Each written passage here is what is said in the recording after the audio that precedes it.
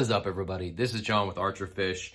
Thank you for tuning in. Thank you for following. Thank you for liking and sharing and commenting and subscribing and all that good stuff. I really do appreciate it. Happy New Year.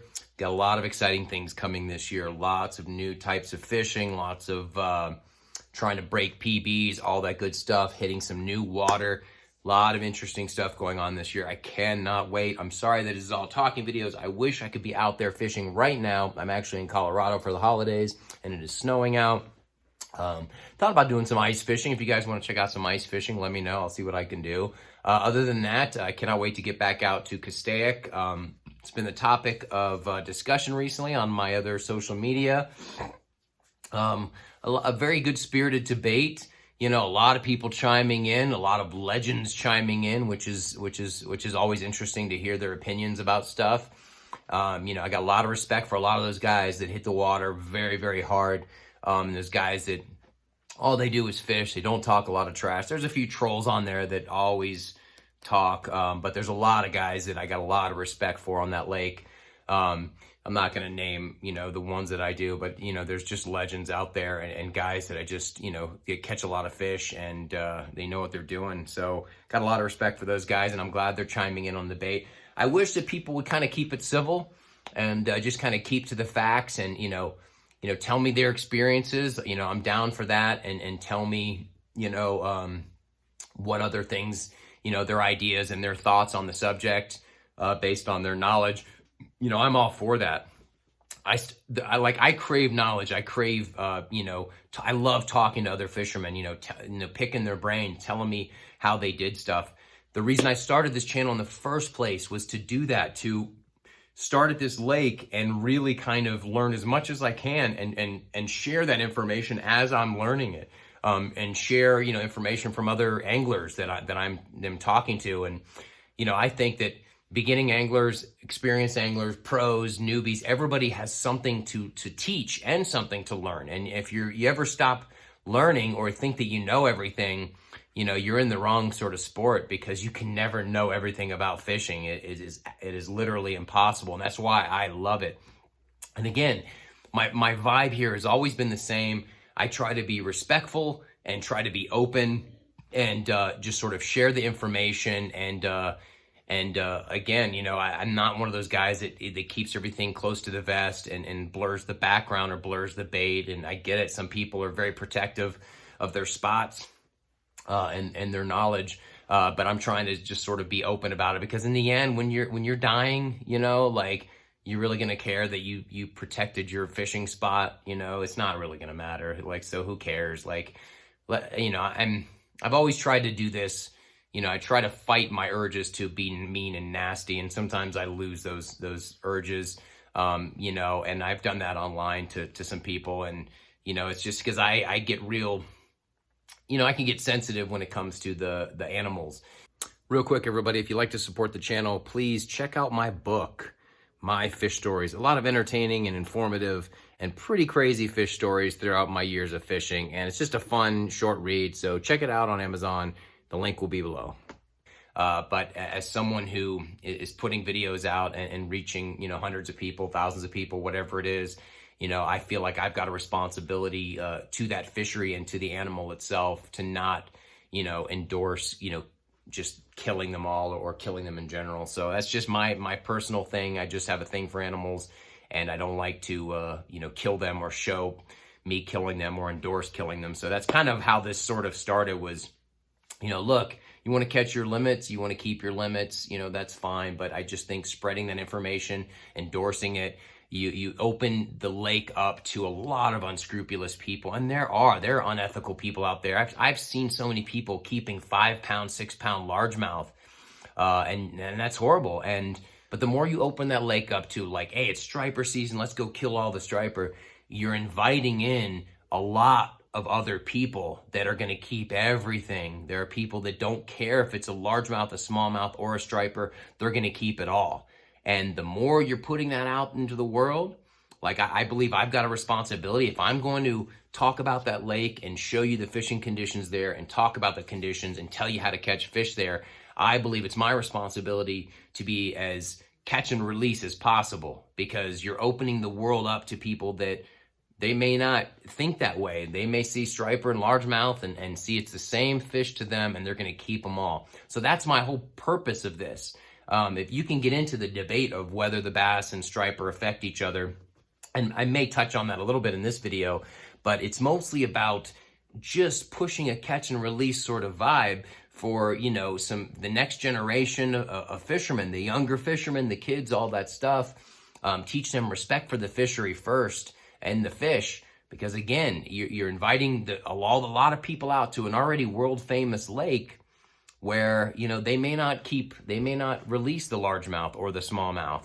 So that's all I'm saying is, like, just kind of, if you've got a platform, or, you know, you're a guide or whatever it is, just kind of try to endure. If you're going to keep a fish, just keep it on the down low. If you're going to keep your limits, or you let your clients keep their limits, keep it on the down low, do it ethically and legally, but don't put all that information out there, because like I said, you're inviting a lot of unethical people out there that are going to keep all the bass they catch. I've seen it. I'm sure you guys have too.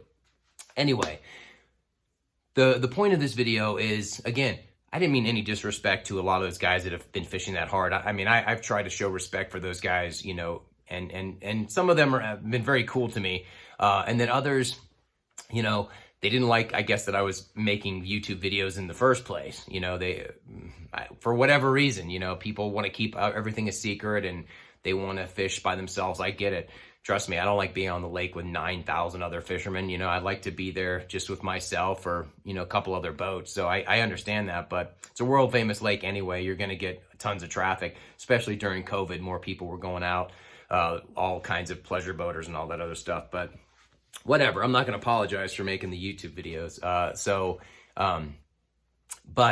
You know, I never meant any disrespect for it, especially to Aaron Martins. I feel like people didn't watch the video because I was like, dude is a legend.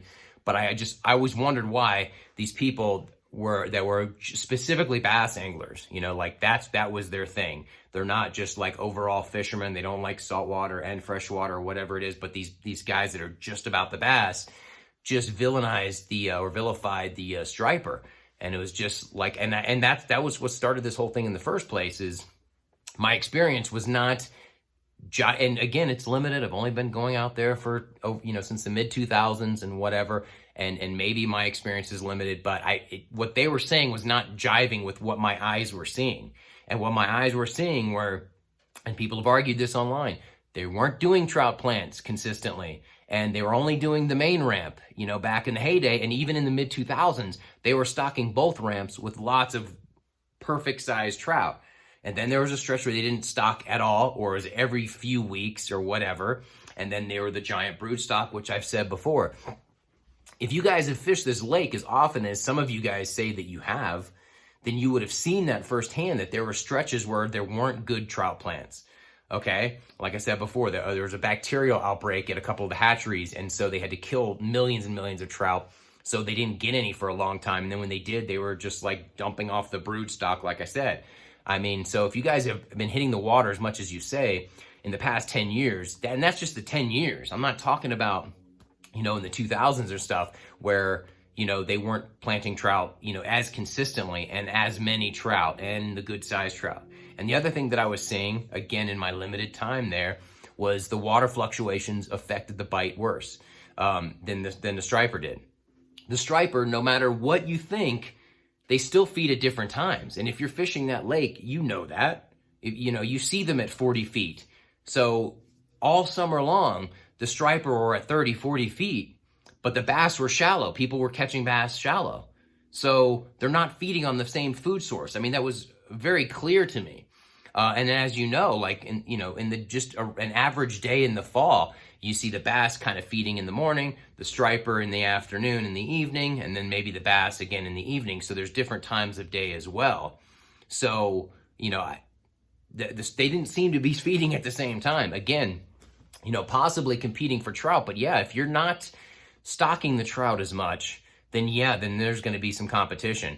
But the water fluctuation is the biggest thing, because what I noticed is in March, which again, it's just because that's when the snow melt is happening. And if we're in a non-drought year, I guess they have to let that water in. I understand it's a drinking reservoir first and foremost. So they got to like regulate the flow of the water and all that stuff. And I get it. But that's what I saw as the biggest inhibitor of catching fish. I mean, I would have, and this was just a few years ago, you know, it would be the end of March and the fish are starting to spawn and I'm catching tons of 3-pounders and up, you know, 3, 4, 5, 6-pounders. And then they dump a bunch of water in and all the fish disappear. They all go deep again and they're all harder to catch. You know, the water's cold. They don't want to move around as much. You know, they don't spawn at all. So as far as I know, they're catching tons of those giant bass in the heyday in March. So these are pre-spawn and spawning fish, you know. So if you're going to be dumping this ice cold aqueduct water in there right at that time period, that's going to affect the fishery. And in my opinion, from what I've seen, that's going to affect the fishery more than the striper. That's just kind of what I've seen. Again, the striper may have something to do with it, but they're probably like the 5th or 6th reason. They are not number one. I guess they're the easiest sort of target to sort of scapegoat and you know, the biggest culprit you can go after. But a lot of guys that know more than me, they understand that the lake is kind of poorly managed anyway, you know, that it's not really managed for the fishery. It's more managed for the drinking reservoir aspect. And even then, I mean, I can't get into all that stuff because I really don't know. But, you know, the way they charge for the passes, you know, the price for the passes go up, but on the holidays, you can't use your pass. The price of admission keeps going up. I mean, you guys know how that gate system is and the quagga mussel system is, and it's all out of whack. So again, you know, if you think it's managed fine for the fishery, but not everything else, I don't know what to tell you.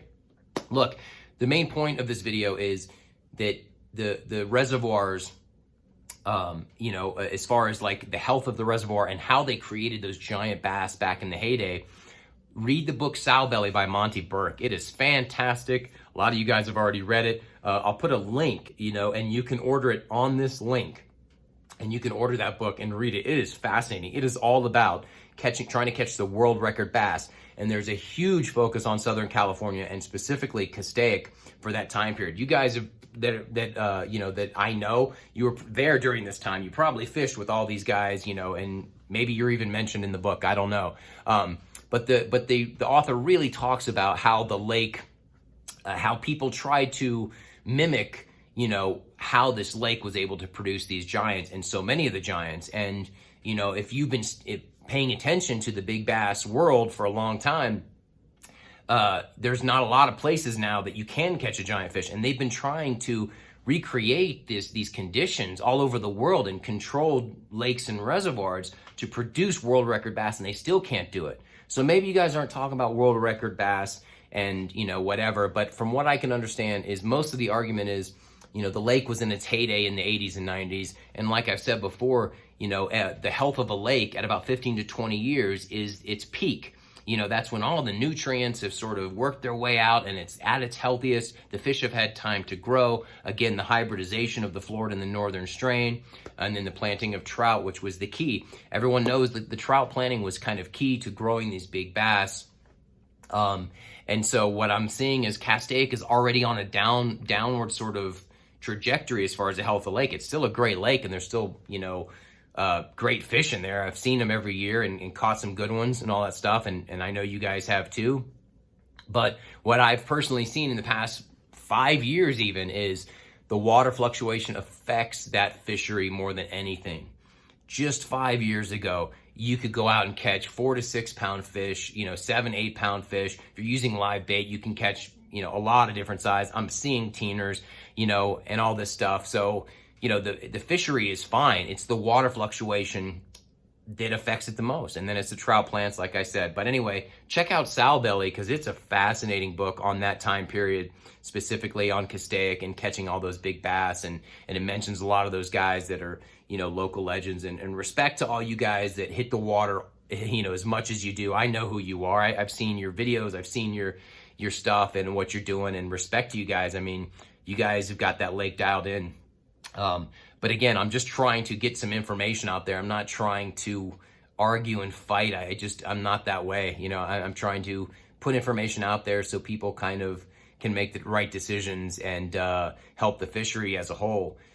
And I think that's going to be it for this topic. I mean, unless you guys have some other interesting information or data or an actual study of Castaic comes around, I think this will be it. So thanks for watching. And again, my intention is always to provide information and to kind of provide the best vibe I can to protect the fishery, if that makes sense. So yeah, that is it. I will see you guys tomorrow. Thank you for watching.